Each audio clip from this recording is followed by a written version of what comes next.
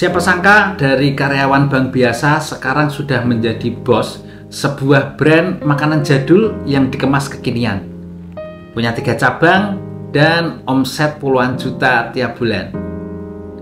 Ini cerita saya sendiri, bukan bermaksud narsis ataupun pamer, cuma sekedar sharing pengalaman, siapa tahu bermanfaat dan menginspirasi kalian buat yang mau berwirausaha. Halo, saya Dani, konten kreator dan juga owner dari Pentol Sultan.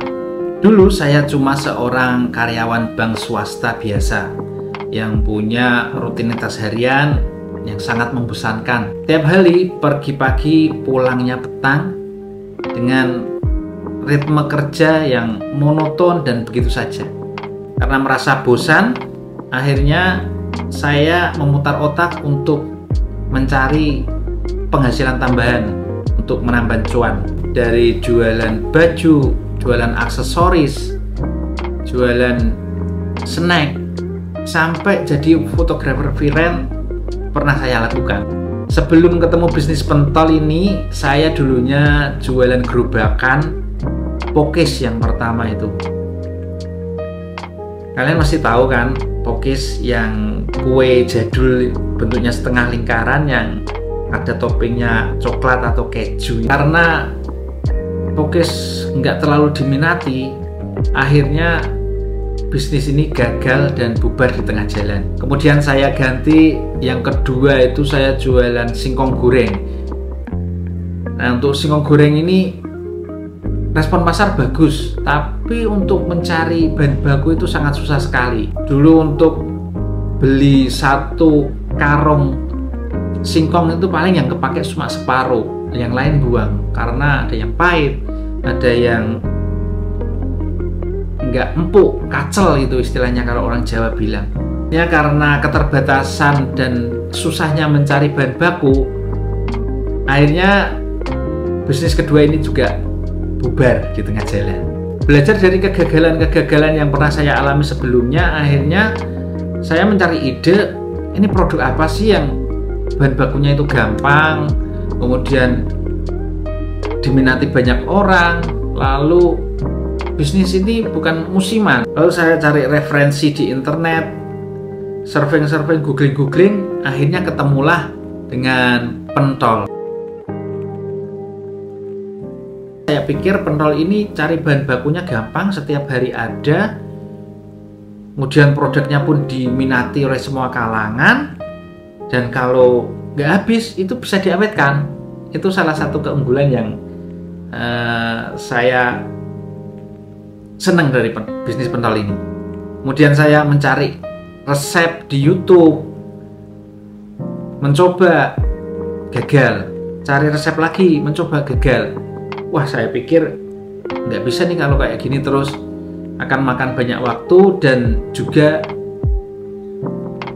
makan banyak uang untuk trial dan error.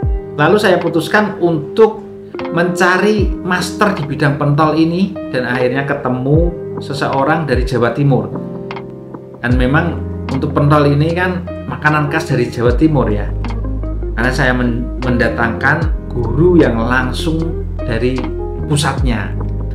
Singkat cerita, saya diajarin dan akhirnya bisa. Dan dulu saya keluarkan modal ini lumayan untuk beli resepnya, itu sekitar 2,5 juta, yang menurut saya itu mahal ya untuk harga segitu karena saya seorang bisnis pemula. Tapi saya punya keyakinan bahwa ini adalah sebuah investasi yang nantinya akan balik berkali-kali lipat. Itu keyakinan dalam hati saya. Singkat cerita, sudah berhasil membuat pentol yang saya rasa enak. Lalu saya kasih tester ini kepada teman-teman saya di kantor. Dan kebetulan teman-teman itu kebanyakan orang Chinese yang menurut saya tes mereka itu bagus. Dan respon teman-teman kantor itu mereka bilang enak. Ini enak gitu. Itu yang membuat saya mantap untuk jual pentol ini. Sebelum saya jual, akhirnya saya kasih branding dulu. Pentol ini kasih nama iPentol. iPentol ini dapat ide dari brand iPhone. Nah, Kalau iPhone kan Apple Keroa ya, tapi kalau pentol kan ini pentol Keroa. Itu menurut saya logonya sangat catching sekali, menyita perhatian. Saya jual ke teman-teman itu satu paketnya harga 5.000 dan itu laris sekali. Kebetulan istri saya kerja di bank juga dan dia mencoba untuk jualin di teman-temannya dan akhirnya pada suka mereka juga. Jika cerita, pentol saya menyebar dengan cepat dan banyak yang repeat order. Karena banyak yang tertarik dengan iPentol, saya dulu membuat program kemitraan buat iPentol. Ternyata banyak yang join. Dan yang membuat saya bangga itu mereka join itu padahal belum merasakan iPentol itu seperti apa. Tapi mereka hanya lihat di postingan Facebook saya, lihat logonya, mereka tuh sudah tertarik gitu. Mitra saya banyak yang dari luar kota, yang paling jauh itu di Samarinda. Mereka belum merasain tapi sudah mau join. Mitra saya ada sekitar 20-an yang tersebar di Samarinda, Semarang, Surabaya, Cilacap, Purwokerto, dan di Cirebon juga ada. Merasa sudah laris dan kepedean, akhirnya saya memutuskan untuk resign dari kerjaan bank. Keputusan resign ini berani sekali menurut saya karena saat itu saya baru punya anak yang masih kecil, umur 3 tahun, dan ekonomi saya juga belum settle banget. Otomatis keputusan resign ini mendapat tentangan dari orang tua khususnya. Dengan berbagai alasan dan dengan rayuan saya, akhirnya orang tua mengizinkan dan istri juga support. Tapi saya tahu dari hati kecil mereka belum sepenuhnya ikhlas melepaskan saya dari kerjaan bank. Oktober 2017 saya resmi resign dan ternyata nggak sesuai yang saya harapkan. Dulu saya fokus menjalankan iPentol ini dari saya sewa tempat khusus untuk jualan iPentol, tapi nyatanya nggak berjalan dengan maksimal. Cuma 3 bulan bubar juga. Saya juga pernah jualan pakai motor, pakai rombong motor itu ya. Itu sudah bikin rombongnya itu mahal-mahal, cuma jalan 3 hari guys. 3 hari itu ternyata saya nggak kuat dan saya lepas begitu saja. Rugi banyak. iPentol tersendat dan penurunan omset yang sangat tajam. Lalu mitra-mitra pun satu persatu berguguran. Mungkin karena saya memang tidak ada ilmunya untuk menghandle segitu banyak mitra ya. Saat dulu kepikirannya cuma biar iPentol semakin terkenal dan memanfaatkan momentum saja untuk mencari cuan instan. Ya kalau boleh dibilang ya cuma jualan brand dan jualan good saja. Titik terendah saya itu pas 2019 pertengahan ya. Saya jualan iPentol ngemper lagi di pinggir jalan. Saya tambah menu nasi goreng dan juga ayam goreng di pinggir jalan, dan nyatanya nggak bertahan juga, cuma tahan 2 bulan. Itu sangat melelahkan ya, harus mendorong jualan, menyiapkan dasaran, kemudian setelah dasar dibawa pulang, dorong lagi. Belum lagi sedih kalau pas hujan-hujan itu nggak ada yang mampir beli, sendirian nunggu orang beli. Aduh, sangat menyedihkan dan memalukan sekali menurut saya. Karena capek jualan di pinggir jalan, saya memutuskan untuk mencoba jualan di rumah saja, jualan di teras rumah dengan cara mengonlinekan iPentol ini. Hampir nyerah dengan keadaan ini, tetapi ada istri yang selalu support dan memberikan semangat setiap kali saya mau nyerah. Orang sukses itu butuh proses dan harus belajar untuk melakukan inovasi dan inovasi. Setelah saya analisa, iPentol ini mungkin karena namanya yang nggak familiar ya. Jadi orang-orang itu kurang tahu apa sih iPentol itu. Bahkan dulu awal-awal saya memperkenalkan pentol itu makanan apa, orang Semarang itu juga pada kurang familiar ya. Mereka taunya itu bakso, kalau enggak cilok. Kalau nama pentol itu sangat kurang familiar sekali. Apalagi ditambah iPentol. Makanan apa iPentol? Itu kan bikin orang bertanya-tanya ya. Akhirnya setelah saya analisa, saya memutuskan untuk mengganti branding iPentol ini dengan pentol Sultan. Nah, Sultan ini saya dapat dari kata-kata soul yang berarti itu jiwa.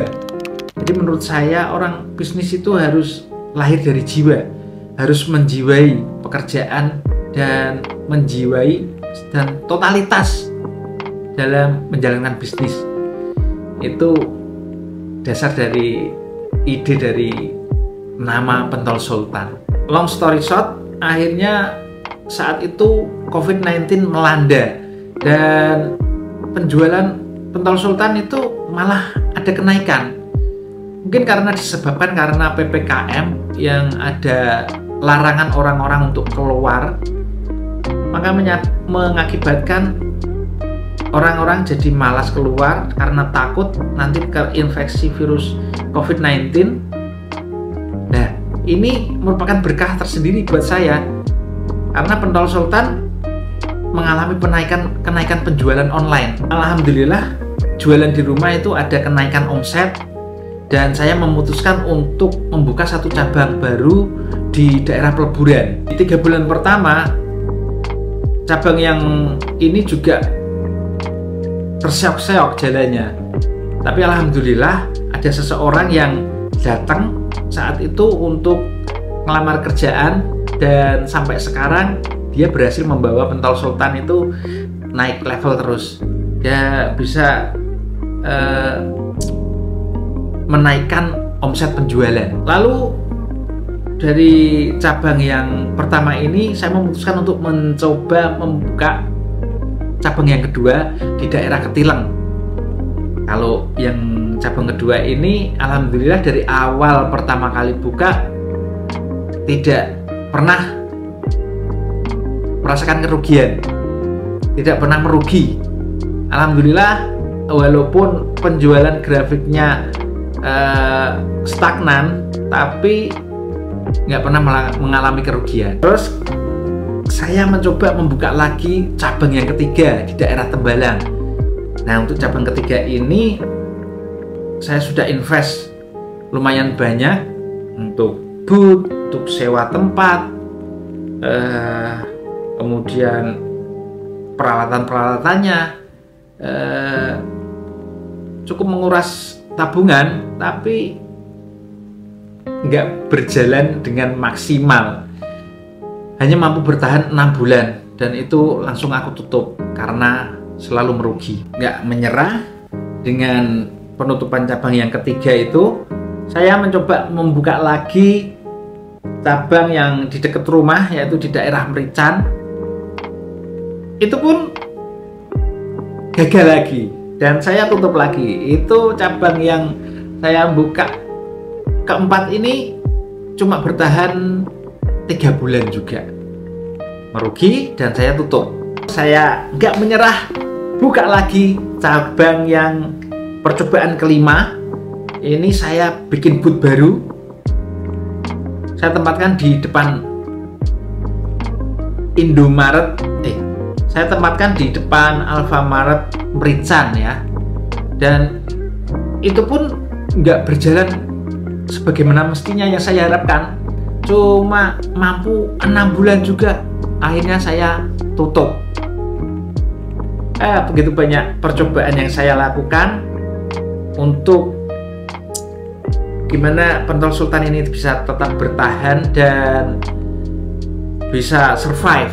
Tapi alhamdulillah dengan 3 tempat, 1 di rumah dan 2 cabang di luar ini, alhamdulillah pentol sultan bisa bertahan. Dan nggak nyangka ya, jangankan untuk omset 1 juta, dulu itu omset 100.000 itu susah banget. Tapi alhamdulillah sekarang omset puluhan juta itu bisa kepegang ya setiap bulannya. Gak pernah menyangka kalau bisnis pentol yang recehan ini bisa mencapai omset 1 miliar.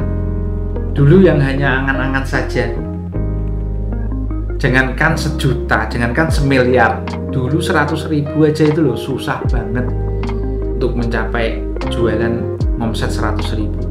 Tapi alhamdulillah sekarang omset puluhan juta sebulan itu gampang. Dulu kalau saya nggak resign dan masih tetap dikerja di bank, mungkin saya nggak akan pernah merasakan roller coaster bisnis itu seperti ini ya. Naik turun, naik lagi turun lagi, dibanting-banting.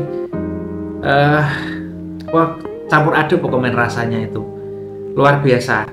Kalau ukuran sukses adalah kaya raya dan memiliki segalanya, mungkin saya belum dibilang sukses ya. Tapi karena definisi sukses itu beda-beda masing-masing orang, maka saya bolehlah menganggap diri saya ini sukses. Karena menurut saya sukses itu adalah sebuah proses, bukan melulu hasil. Karena kalau dilihat dari hasil, ya orang nggak akan bisa dibilang sukses.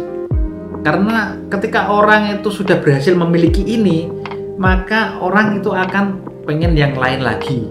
Udah punya motor, pengen punya mobil.